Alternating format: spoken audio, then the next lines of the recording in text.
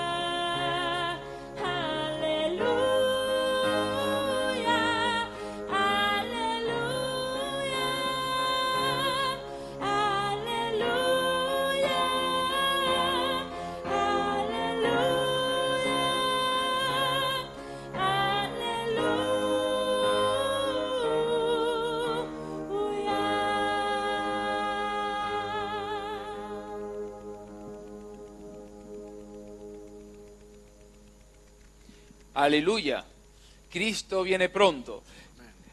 Muy buenas a todos los que hoy os conectáis una semana más a un nuevo programa de Héroes de la Fe. Hoy tenemos con nosotros al pastor Francisco Castillo, que nos va a hablar de su testimonio personal. Muchas veces tenemos ideas preconcebidas de que los siervos de Dios tienen un pasado solamente de luz. Sin embargo, vamos a poder ver en este testimonio que, como en la Biblia, así en la vida misma, hay luces, pero también hay sombras. Y hoy el pastor Paco, como así lo conocemos, nos va a compartir su testimonio y vamos a poder descubrir cómo Dios rompe las cadenas. Muy buenas, Paco, que el Señor te bendiga. ¿Cómo estás? Hola, buenas tardes. Pues muy bien, encantado ¿Estás de estar preparado aquí. para abrir tu corazón? Claro.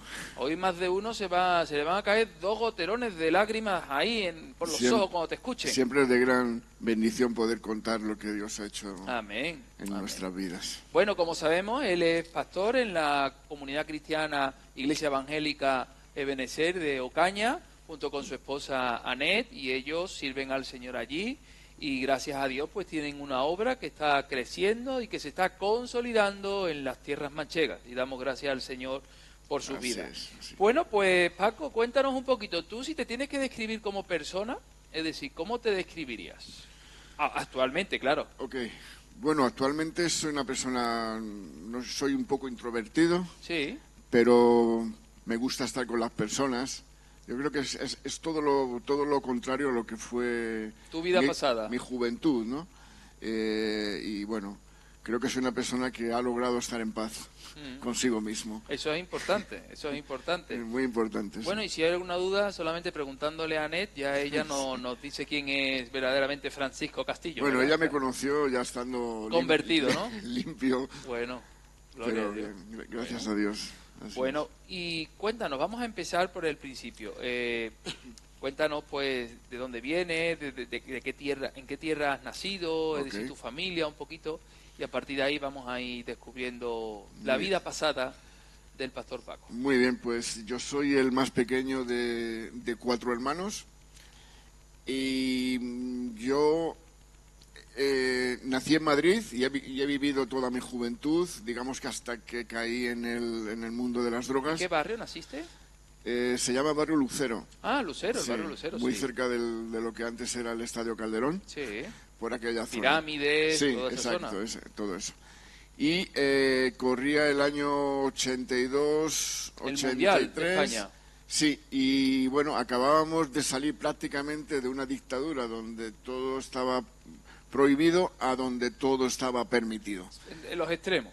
Entonces me pilló todo esto pues en plena adolescencia y con la muerte de mi madre, ¿no? Entonces yo tuve ahí me escapé de casa.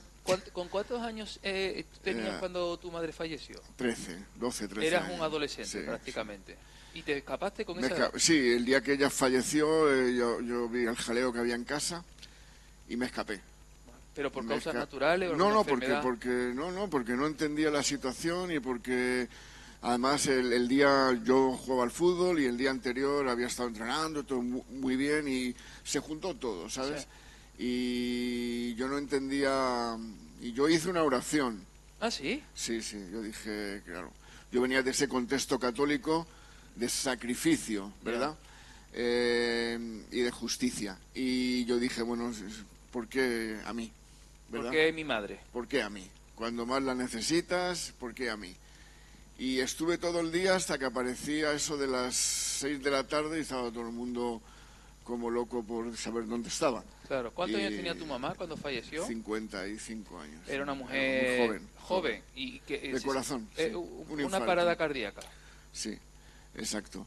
Entonces, bueno, a raíz de ahí ya fui educándome en la calle, prácticamente, sí. ¿Dónde te sí. fuiste, si se puede saber? ¿Cuándo No, te escapaste? por allí, por ¿En la la calle? zona, sí. Eran épocas donde jugábamos en la calle, ¿verdad? Ya. No como ahora. Y pues bueno, jugábamos al fútbol o bien, y ya uno empezaba a tontear. Daba mucho flow, como se dice ahora, fumar. Si fumabas Eras más hombre. aceptado en la cuadrilla, digamos, o en el grupo. Y bueno, pues ahí, digamos que eso fue el principio, el punto de partida para caer en el pozo este. Ya. Es decir, que todo fue por querer huir de la situación de la muerte de tu mamá. Sí. Luego también las compañías jugaron un papel muy importante. Hombre, la calle. Claro, y el no tener un referente en casa, porque mi padre estaba, pero bueno, él no era muy comunicativo en ese sentido. Mis hermanos estaban todos casados.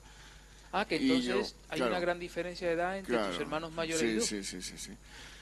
Bueno, puede haber quien me sigue, mi hermano puede haber 20 años. O sea, que ya Entre el sí. tercero y tú, 20 Sí. años. Madre, entonces, Sí, ahora sí. mismo tus hermanos mayores siguen Pues vivos. Sí, siguen vivos. ¿Y Tienen cuántos años? Pues 80, 90. Claro, son personas muy mayores Sí. ya, claro.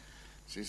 Y ya te digo, entonces al crecer solo, fallaba los estudios, evidentemente, y entonces ya empecé a gestionar la picardía, digamos, de alguna forma, y una decisión me llevó a otra y a otra y a otra, y así hasta que, claro, luego llegó eso que llamaron la nueva ola y el movimiento, y yo me metí ahí al 100%. ¿La movida madrileña? La movida esa, sí. Me metí al 100% en ello, ¿no? Y entonces buscando siempre sentirme identificado, sentirme un poco, saber por qué estaba yo en este mundo, ¿no? Buscando una identidad, pues me metí en el mundo de la moda, de las performances y de la música y todo esto, ¿no? Ah. Y eso me llevó incluso más aún al desastre. Yo creo que todos aquellos de esa generación, la mayoría se los llevó la droga por delante. Ya. Sí, sí. Una pregunta, si saliste de casa, ¿cómo vivías? Aparte, delinquiendo, robando. Sí, claro, engañando. No era un atracador ni nada por el estilo, pero tenía don de engañar Ya. a las personas. Desde casa, al principio no era llevadero porque no era caro, pero bueno, pues con algún trabajo que podía hacer, alguna cosita, pues me lo costeaba. Luego ya evidentemente cuando la cosa llegó a grandes cifras, Claro. pues ya era diferente, ¿no? Claro. Pero fíjate, yo en todo esto yo no me sentía solo, en el sentido de que yo percibía que la divinidad, como se llamara, me libraba ya no solo de los delitos, sino de circunstancias donde podía haber Es decir, que muerto tú, aún fácilmente. estando en la calle, eras creyente. De alguna manera, Sí. sí, en algo. Mm. Lo que pasa es que estaba mal enfocado lo que yo... Claro. Yo estaba buscando el sentido a mi vida. Así es como tú te identificas. Claro, y entonces a los 13 años eso se rompió. Luego estuve en el ejército y mi padre... Sí, te fuiste al ejército. Claro. Yo estaba buscando algo donde ocupar mi tiempo. Claro. Vi que los estudios no funcionó, a pesar de que no se me daba mal, pero me fui al ejército voluntario y en mitad del servicio mi padre muere también, fallece de un cáncer, y entonces sí que ya me vi a tumba abierta. ¿Cuántos años tenía tu padre? Pues igual, pues poco más que mi madre. ¿Y si te encontraste en la calle, sí. prácticamente huérfano? Sí. Luego, ¿Y tus hermanos el Señor tuvieron me algún hizo... tipo de respuesta? No, o algo? mi familia siempre ha sido, si ellos escuchan esto, espero que no se sientan Ofendidos. molestos. Sí. No, hemos sido una familia poco arraigada en cuanto a las relaciones. Cada uno ha hecho su vida y ha sido gracias al Evangelio que hemos podido incluso conectar un poco más, ¿no? Ya. Y todo lo que ha sido mi trabajo en África, eso a ellos les ha hecho pensarse que debe haber alguien más en este universo. Hombre, que nosotros, y al verte después de verte en la calle, sí. porque cuando hablamos de droga, caíste en el mundo de la heroína, en el Sí, mundo de hecho, antes de caer, o sea, buscando Bueno, empezaste fumando, como cualquier joven. buscar el sentido a lo que, o sea, las típicas preguntas que se hace uno, ¿para qué estoy aquí, no? Sí. Pero antes del ejército, bueno, disculpa, me fui a Francia. ¿Estuviste también en Me Francia? fui a la Legión extranjera, me fui. Madre mía. Me fui a la Legión extranjera, lo que pasa que no me... yo estaba mal y digo, en cuando hagan un análisis o algo, o me hagan un examen y me vean los brazos, se van a dar cuenta. Y esa misma noche, que yo iba a firmar el contrato, me fui. ¿Te fugaste? Sí, a los 2 días estaba en un centro de rehabilitación. ¿Y eso qué edad tenías? Pues pocos, 20 años así. 20 años. Aproximadamente. Me fui al ejército con 18, pues 20. Ya. 20 años, sí. Y tú estuviste en el mundo de la droga de manera enganchado, prácticamente. Y sin él prácticamente. Es decir, Sí. Era... O sea, una vez que ya me sané, sí. por decirlo de alguna manera, aunque ya hablaremos mucho más en profundidad de eso, yo era de las típicas personas que cuando salía de casa, mis vecinos cerraban la puerta. Ah, sí. Y yo mismo... ¿No se fiaban de ti? No sabían... Yo mismo no sabía si al poner el pie en la calle iba a tener un percance con alguien al cual le debía dinero o alguna cuenta pendiente. O sea, era un sinvivir todo eso. Incluso estuve casado para pensar que teniendo una responsabilidad yo podría en salir... ese afán de buscar sentido a la vida, ¿te casaste? ¿Con cuántos años? Pues con 20 años. Es decir, que te fuiste del ejército para casarte. Después, justo después, una de estas noches conoces a alguien, dices, ostras, porque igual con esta persona me voy a enfocar, y porque yo sabía que podría dejar esto, ¿no? no he sido el típico drogadicto que digo, no, yo cuando quiera lo voy a dejar. No, yo sabía que estaba luchando contra algo muy poderoso. Ya. Pero que si lograba enfocarme y tener una responsabilidad por la cual luchar, podría darme los argumentos para salir de ahí. Claro. Pero no fue así. Ya, lógicamente. Evidentemente. Es decir, tu transición comenzó de la calle al tabaco.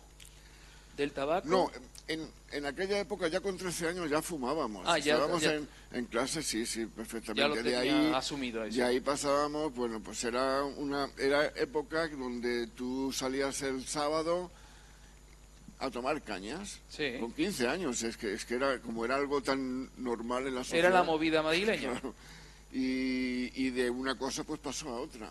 Claro. O sea, por todo el recorrido de todo el abanico de drogas que te puedas imaginar, todas. O sea, luego empezamos con el hachís, la marihuana, etcétera, hasta acabar en lo que más peligroso pueda ser. Hombre, no estas últimas drogas que han salido, no, porque ya me pilló muy... Pero tú eras de los que, como decías lo de los brazos, entiendo que te inyectabas heroína con jeringuilla. Sí, claro. Exacto, eso es. Y Paco, cuando tuviste esta relación, ¿llegaste a tener un hijo y todo? ¿O? Sí. Es decir, ¿en tu búsqueda de querer darle sentido a tu vida? Es que, bueno, yo sé que si hay gente viendo esto que ha pasado por ahí, me va a entender perfectamente. O sea, era una marioneta, era como un robot guiado por la necesidad de abastecerme, ¿no? De consumir droga. Entonces yo era capaz de, aparte de, pues como hemos hecho todos los que hemos estado ahí, de vender todo lo posible y lo imposible, yo he ido con mi hijo a la chabola a comprar droga y me he inyectado delante de él y todo eso. Pero para mí bebé? Sí, para mí eso no era... Era normal. Incluso la gitana me decía, ¿por qué no me vendes al niño por medio gramo, 1 gramo de heroína? ¿Eso te dijo tu camella? Sí. ¿Y qué hiciste tú? No, nada, por supuesto, no. Pero hasta ese punto llegábamos, ¿no? De vivir... ¿Dudaste en algún momento en decir...? No. Ya te digo que siempre había en mí ese discernimiento, por llamarlo de alguna, entre el bien y el mal, ¿no? Aunque estaba desvirtuado todo, sí, en las tinieblas. Pero yo sabía que había cosas que no debía franquear. No sé, igual que la cárcel me daba mucho respeto, aunque estuve detenido varias veces y tal, pero... Calabozo, entiendo. Sí, pero nunca llegué, como no era una persona que robaba así...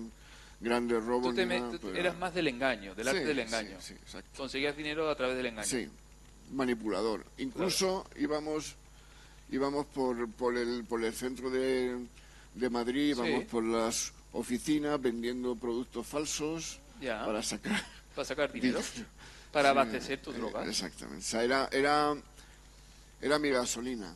Ya. No podía hacer nada sin ello. ¿Es cierto que se puede llegar a utilizar los propios hijos para dar caridad con el propósito de seguir abasteciéndote? Sí, por eso luego cuando trabajé con los drogadictos me sentí muy utilizado, porque claro, venía de ese mundo, sabía cuáles eran las artimañas, la forma de dar lástima, la forma de no pelear, la forma de conseguir de los padres lo que hiciera falta para poder... Bueno, en tu caso eras huérfano. Sí. Pero yo vivía con una tía mía y era como si fuera mi madre. Y la tenía manipulada. Bueno, medio muerta la pobre. Sí. Claro. Y estamos hablando que eso fue desde los 13 años que te fugaste hasta qué edad prácticamente. Sí. De hecho puede sonar muy fuerte esto, ¿no? Pero yo conocí al Señor en una chabola inyectándome. ¿Sí? ¿Cómo que conociste al Señor? Bueno, porque has pasado al Señor, me inyectaba con mi bebé estando en la chabola a conocer al Señor. Igual esto es un... Sí, explícalo bien. Digamos, yo conocí a una pareja, ellos habían estado en un centro de rehabilitación, ¿no? Allí donde estabas tú. En Remar. En Remar. Sí, cristiano. Y entonces un día yo coincidí con ellos en la chabola y tenían una especie de habitación donde nos dejaban inyectarnos antes de que la policía nos lo quitara. Y ellos me hablaron de Dios. Mientras estábamos. Y yo, claro, yo había oído hablar de... No, Me dijeron que ellos se habían unido porque se habían gustado y se habían ido del centro de rehabilitación, pero tenían intención de volver a ir Porque estaban enganchados. al día siguiente. Ya. Y mientras estábamos ahí con la faena, ellos me dijeron, porque hay un Dios que ama y que ama a la gente. Y ellos empezaron a darme, de alguna forma, testimonio. A mí se me encendió una bombilla allí. Qué curioso. Sí, así fue. Es que Dios es capaz de hacer cosas que no... Y yo dije, si no tienen esto sentido para es nosotros. así, Es lo que digo, estoy ya buscando. mira, mi mujer se ha ido de casa, he perdido mi matrimonio, Perdona, mi familia perdona. no me quieren ni ver. Tu mujer se fue de casa porque tú realmente Claro, le dabas los claro, argumentos sí. para que se fuera. Sí, porque sí, con toda la si estabas- razón del tu mundo. único sí. afán era ganar dinero para sí. consumir. Es como el ludópata que te Llevaba gasta una el doble dinero vida, era una persona... de apariencia. Me veía la gente y decía, qué buena persona eres, pero luego era un monstruo Ya. detrás. Ya. O sea, no era esto que cuando ves a alguien y dices, uy, este qué pinta tiene. Sí, que lo No, ves de lejos, sí. Hombre, el drogadicto todos saben que eres, menos tú. Claro. Tú piensas que estás engañando. Sí. Y pues sí, pues fue así. Y me fui sin un duro. Me metí en un tren sin un duro. Y me fui a Vitoria. Y ahí fue Madrid? otro milagro. Te cogiste y te fuiste a Victoria Sí. en base a lo que, A lo que me habían esta dicho pareja te ellos, estaba claro, contando. Claro. Y me metí en el tren sin billete, porque no tenía... Te colaste. Me colé. Y ellos iban también. Lo que pasa es que ellos, nada más llegar, se fueron otra vez. Y yo me quedé 10 años. Sí, porque, Sí. fíjate, es decir, pues sí, porque una de las políticas que tiene cualquier centro, no Sí, solamente Remar, sí. sino cualquier centro de personas que se tratan Sí. con drogodependientes, es que las parejas no pueden estar juntas, No, tienen que estar separadas en claro. diferentes casas, incluso, te diría, en diferentes Y provincias, además, para que no haya exactamente. tentación de Y además fugarse que juntos. ellos estaban, o sea, en el principio del principio, o sea, no podían estar juntos para nada. Vamos, me Claro. estás diciendo que una pareja yonki que se Sí. conoce en un centro de rehabilitación mientras están consumiendo en una chabola contigo, Sí, sí. ellos en su colocación, por decirlo de alguna manera, te empiezan a contar Sí. que hay un centro y hay un Dios Claro. que los ama. Es que en y eso aquella- a ti, Sí, hay algo que se enciende. se me enciende algo ahí. Porque en aquella época los centros de Es que rehabilitación... es no es increíble. como ahora, Esto parece ¿verdad? una película, ¿eh? Claro, es que no es como ahora.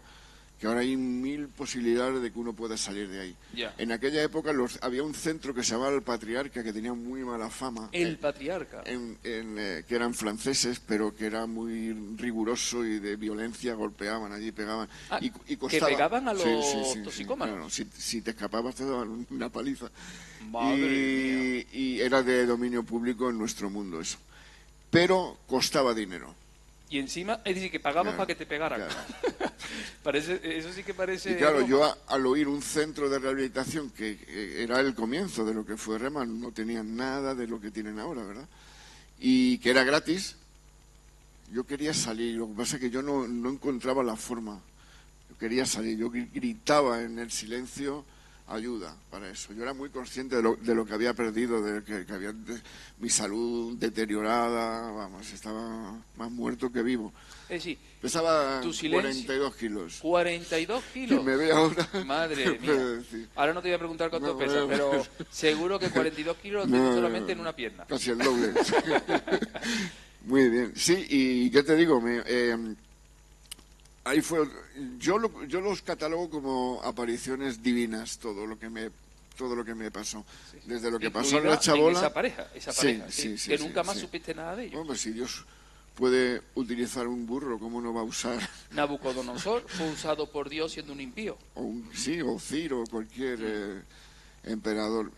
Y iba en el tren y me acuerdo que era un sábado. Y llegó el revisor y esta gente sí había pagado el billete. Y yo le miro y digo, mire, pues si yo no tengo, me voy a este sitio a intentar dejarle las drogas, pero si quieres, en la estación siguiente Me bajo. me bajo. Me sonrió y me dijo, no, quédate. Es decir, Me sonrió y Fue se un fue. ángel de Dios. Sí. Y ya llegué a Vitoria, claro, ya... ¿quién te recibió? ¿Te acuerdas quién te recibió? Nadie.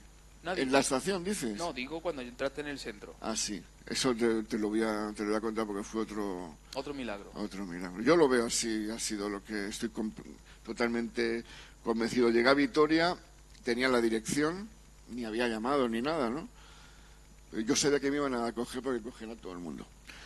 Y llovía y ya estábamos... Eso no es muy novedoso, que llueva en el estaba, País Vasco. Ya estaba con los males. El mono. El mono, que le la llaman. abstinencia. Claro, entonces llegué muy temprano. Esta gente se fue no sé dónde, caso que les perdí el rumbo. Y yo llegué al local de culto que ellos tenían, se llama Getsemaní, me acuerdo. Y no había nadie, porque era súper temprano. Y allí yo me quedé en la puerta calado. Y llega la hija del director, de Miguel Díez, a ensayar con el grupo. Ay, digo, mira, vengo de Madrid, le cuento y vengo a dejar las drogas. Y ay, ven, pues tómate un cafelito, muy bien, de verdad. Un cafelito, y ellos era un local así, y luego tenían como unas gradas, ¿verdad? Me senté allá, en la cafetería, y ella se pone a ensayar una canción que, claro, esto no se te puede olvidar jamás, claro, que era: es hora de adorar a Dios, es hora de glorificarle. Yo no sé lo que pasó, que el café se me cayó el sol y empecé a llorar y a llorar, y la chica vino, ¿pero qué pasa? Digo, no, es que lo que estás diciendo me está llegando tan dentro. Y bueno, asistí al culto y de ahí me llevaron ya.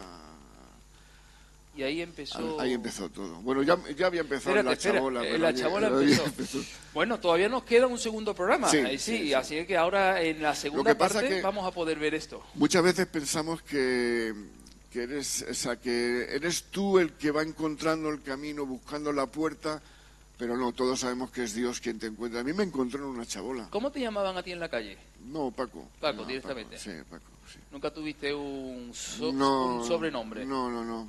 Porque no era, o sea, yo no me sabía, o sea, la policía sabíamos, ¿no? Entonces yo no me metía en los grupos, yo iba solo o con otro compañero solitario de faenas. Ya. Sí, y ya te digo, o sea, cuando tomé la decisión de irme lo había perdido todo. Bueno, pues Paco, vamos a dejarlo ahí, claro, porque ahora en el próximo programa vamos a poder descubrir qué pasó en ese centro y cómo Dios ha restaurado todas las cosas. Pues es una pena. Pero si quieres saber el desenlace de por qué se le cayó el café y se puso a llorar y qué ocurrió cuando llegó al centro, tendrás que verlo en el próximo capítulo de Héroes de la Fe, el viernes que viene. Pero antes de concluir, me gustaría leer algo del salmista, no David, sino un salmista, porque David no fue el único salmista que hay en la Biblia.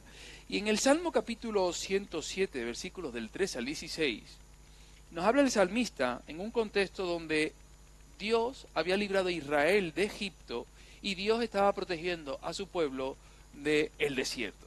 Y dice el salmista en el Salmo 107, versículos 13 al 16, que lo puedes ver en pantalla.